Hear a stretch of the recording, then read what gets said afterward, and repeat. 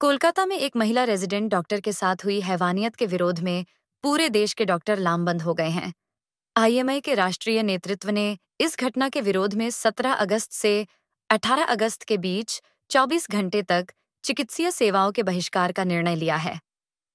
IMA के इस निर्णय के समर्थन में सीतापुर के सभी डॉक्टरों ने आईएमए की जनपदीय कार्यकारिणी के नेतृत्व में 24 घंटे तक चिकित्सीय कार्य का बहिष्कार करने का ऐलान कर दिया है। सीतापुर में एक प्रेस कॉन्फ्रेंस के दौरान सुनील कुमार वैश्य ने बताया कि आकस्मिक सेवाओं को सभी चिकित्सीय सेवाओं को 24 घंटे तक पूर्णतया बंद रखा जाएगा।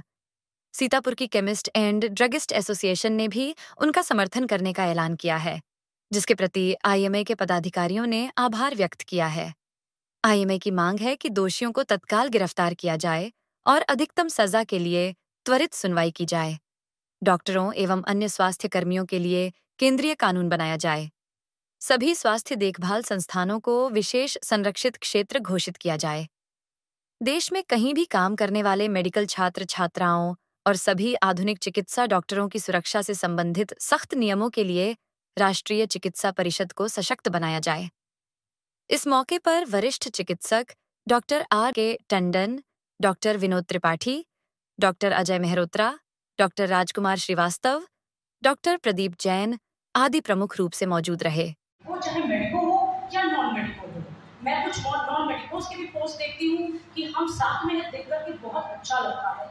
आज बंगाल से कुछ तस्वीरें आई हैं जिसमें से एक छोटी 5 साल की लड़की से लेकर के एक लाठी टेकती हुई वृद्ध महिला तक हमको ये विरोध करती हुई दिखी है और उस पीड़िता की जस्टिस के लिए साथ में खड़ी देखी। ये दिल छू लेने वाली तस्वीर है।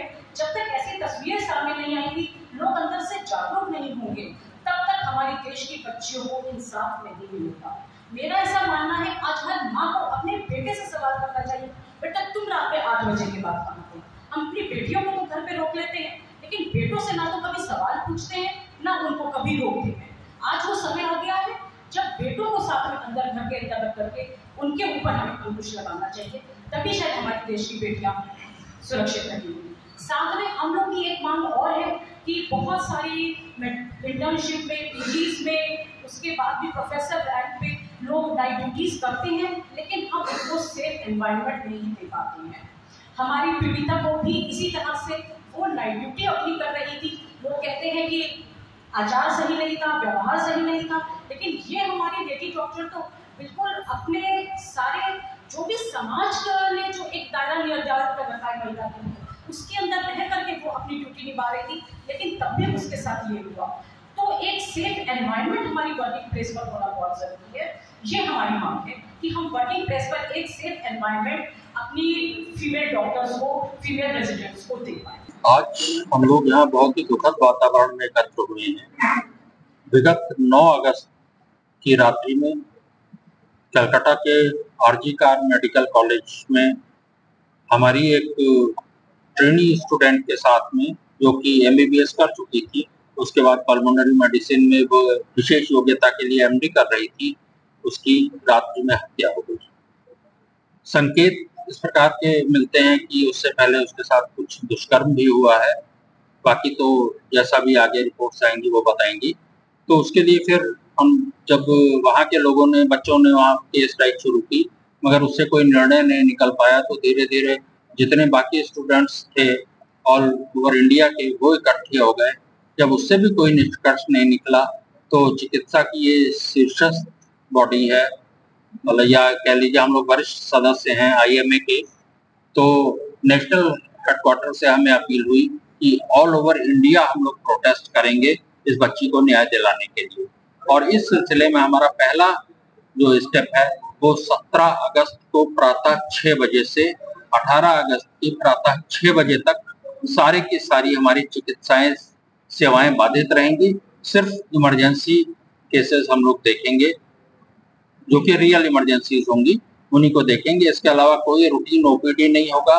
कोई प्लान की हुई सर्जरी जो पहले से जिसको हम टाल सकते हैं वो सर्जरी टाल दी जाएगी। अगर कोई मरीज भर्ती है उसको हम अपनी सेवा देंगे। अदरवाइज कोई भी नया ओपीडी और ये सब कार्यक्रम क्या आगे भी हड़तालें होंगी? देखिए ऐसा ना, ये जब तक हमें आदेश प्राप्त होते रहते हैं। कल बात हो रही थी कि हम लोग तो जाएंगे, डीएम साहब को ज्ञापन देने जाएंगे।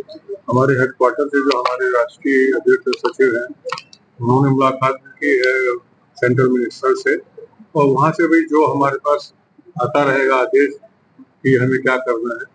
और लगता है जैसा कल हम देख रहे हैं, जैसा वातावरण है, कि शायद ये प्रोसेस आगे अभी चलेगी। एक दिन में समाप्त होने के लक्षण नहीं दिखते हैं। और हम लोग इस बार अपनी पूरी कर्मठता से अपने सेंट्रल गवर्नमेंट, हमारे जो पदाधिकारी हैं सेंट्रल के, और जो भी आदेश हमारे पास आएगा, तो ये इतना बीभत्स कांड है कि सोचिए तो आपको नहीं है सोचते। तो हम लोग इस बार चाहते हैं कि इसका कोई ठोस समाधान निकले। इसलिए हम सब डॉक्टर इस बारे में इस बार इकट्ठे होते और इस कार्यक्रम में अपना जो भी सहयोग हो सकता है, जो दे सकते हैं, कि जागरूकता आए और भाई गवर्नमेंट कुछ करे, अपराधियों को कठोर दंड मिले। इसके लिए हम जैसा भी वहाँ का आदेश आते रहेंगे। आरजीकर मेडिकल कॉलेज में जो भी दुर्भाग्यपूर्ण घटना हुई, उसको लेकर के हम कल ये 24 घंटे की अपनी जितनी भी सेवाएं हैं, उनको फिलहाल हम उनको रोक रहे हैं। और इसके लिए हमारी 4 मांगे हैं। एक तो दोषियों को तत्काल गिरफ्तार किया जाए और त्वरित गति से उनको अधिकतम सजा दी जाए। दूसरा, हमारे जो भी डॉक्टर्स और जो स्वास्थ्य सेवा कर्मी हैं, उनको एक देश में सेफ एनवायरनमेंट दिया जाए और अत्याचारों से बचाने के लिए एक केंद्रीय कानून बनाया जाए। जितने भी स्वास्थ्य के देखभाल संस्थान हैं, उन सबको हम एक सेफ जोन यानी कि एक सुरक्षित क्षेत्र हम घोषित करें कि हमें एक सेफ एनवायरनमेंट मिले। क्योंकि जो हमारी पीड़िता थी, वो उस अपने वर्क प्लेस पे ही उसके साथ में ये सब ब्रूटल कर्म हुए। चौथा, कि भारत में काम करने वाले कहीं भी मेडिकल छात्र और छात्राएं और जितने भी डॉक्टर्स हैं, उनकी सुरक्षा से संबंधित एनएमसी को इतनी पावर दी जाए, उसको इतना सशक्त बनाया जाए कि हम उसके अंदर काम करने के लिए कभी भी हमको कोई दिक्कत ना आए, कोई आगे कोई परेशान ना कर सके। यही हमारी मांगे हैं और ये इन्हीं मांगों को लेकर हमारी कल की हड़ताल है। उसके आगे जो भी हमारे ऊपर से निर्देश होंगे, हम उस तरह से